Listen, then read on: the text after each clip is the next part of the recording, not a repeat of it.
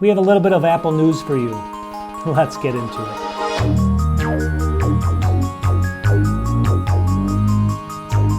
Welcome back to the channel.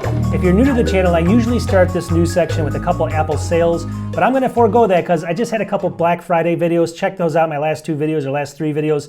They're all about Black Friday, so I have all the specials on those. So I'm going to go through about, I think it's like 15 to 17 Apple news stories. Sometimes I call Apple out in the bad stuff, sometimes it's the good stuff. So if you like Apple products, services, and everything else, stay tuned for the Apple news. I do these videos periodically. Now let's get into the news.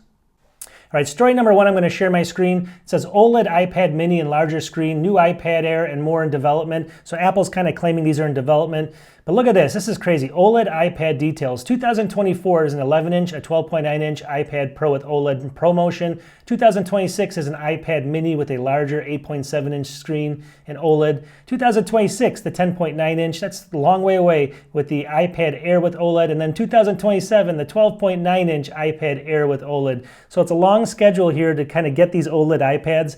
Now, if we scroll down here, it says finally, it says also some other details. 2025 is a 16-inch MacBook Pro with OLED. 2026, 13-inch and 15-inch MacBook Airs with OLED. And then I don't know why this is spaced out this way, but 2026 now is the 14-inch MacBook Pro with OLED. So if you have a 14-inch MacBook Pro and you want OLED, 2026, I guess that's only 2 years away, but it seems like a world away. All right, number two is going to be a little bit about if you use Safari or Chrome on your Mac. It says right here, watch out for these fake Safari and Chrome updates infecting Macs with Amos. So basically there's this virus that's coming out and it's saying, in a nutshell, what happens is there's bad sites out there that'll kind of hijack if you go to them, you're going to end up popping up menus that looks like it's basically a download for Safari like this or a download for Chrome.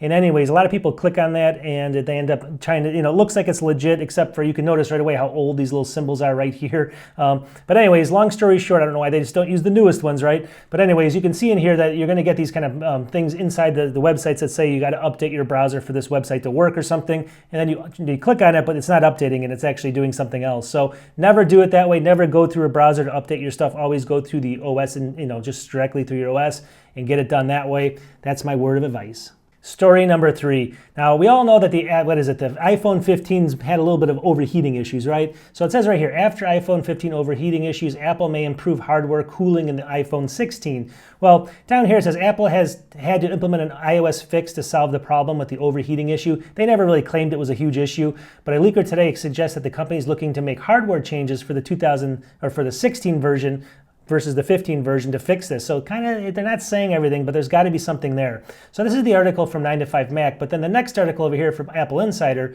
right, look, it says early iPhone 16 Pro leak shows tweaked battery design. So it looks like they're redesigning the battery, and I guess they're doing it to help it cool it a little bit better. So they know that there's an issue here. They're just trying to fix it kind of behind the scenes.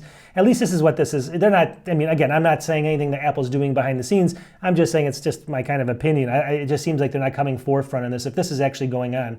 Let me see down here. It says, it is claimed that the current stage prototype for the battery has switched from a glossy surface in the early version to a frosted metal shell, and that is where it's also a redesigned connector. So they're doing a lot of changes here on the actual battery to get it to cool better. Maybe that's the problem. Maybe it's just for future, maybe they always do this kind of stuff with future phones.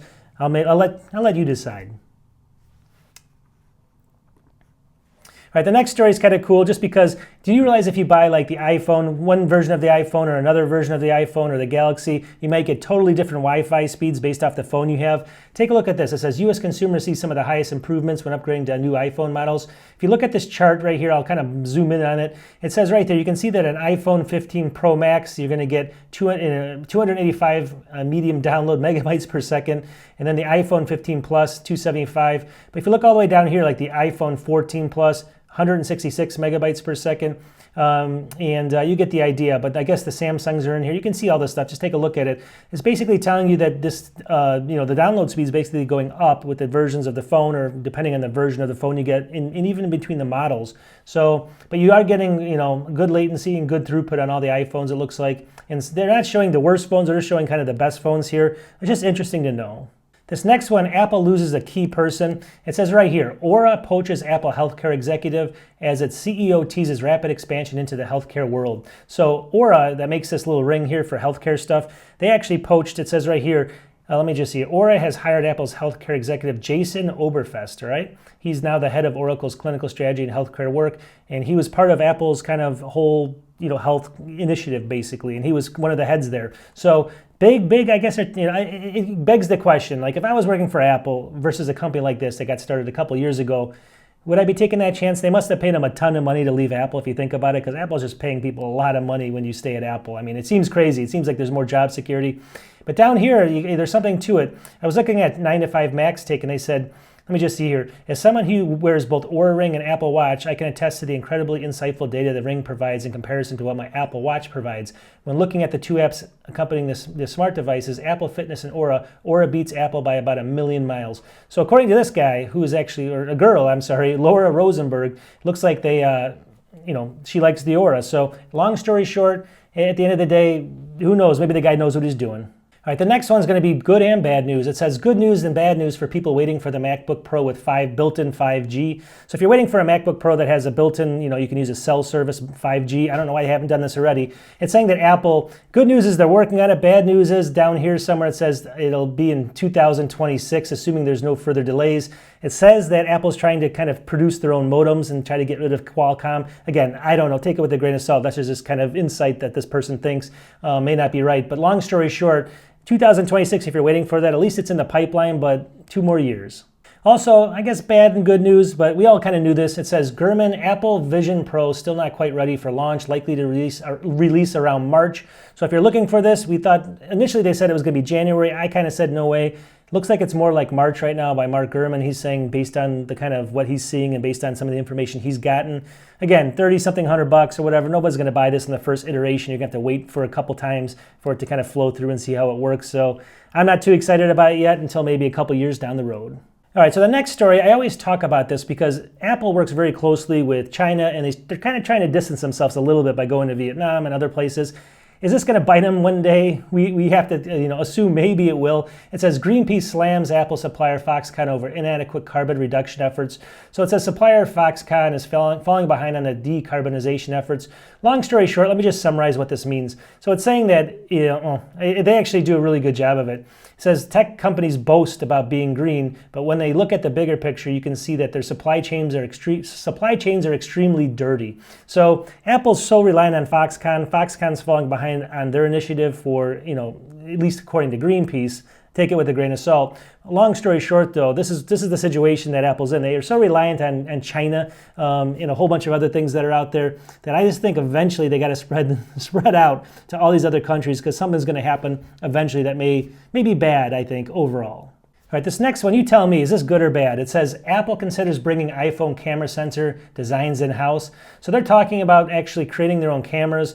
And again, this is from leakers and stuff, but they've been talking in here. It says by about 2025, they're actually thinking about doing this and getting rid of Sony. Now, with Apple's cameras being so good, and 2 things here. Number 1, would you trust Apple to get it right the first time so they have as good of cameras as they do from Sony?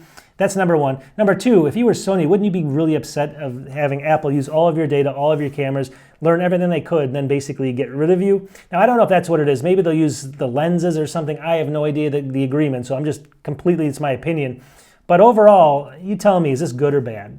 All right, this next one's not even really a story about Apple, but it's a kind of a tech story, so I figured I'd throw it in there. It's got an iPad in it, so it's funny. It says, NFL has nothing better to do than mistake an iPad glove for an injury. So this guy here, this is Burrow from Cincinnati Bengals. He's the quarterback. He was seen coming out of he was walking out of a place where, into the game or something, and it looked like he had a glove on before the game. And then after the game, he hurt his finger. And so the NFL was basically telling everybody, hey, this glove he has, let me see if I can actually find it here and see if I can actually play this, if it's actually going to load here. Let me see if I can get it to load.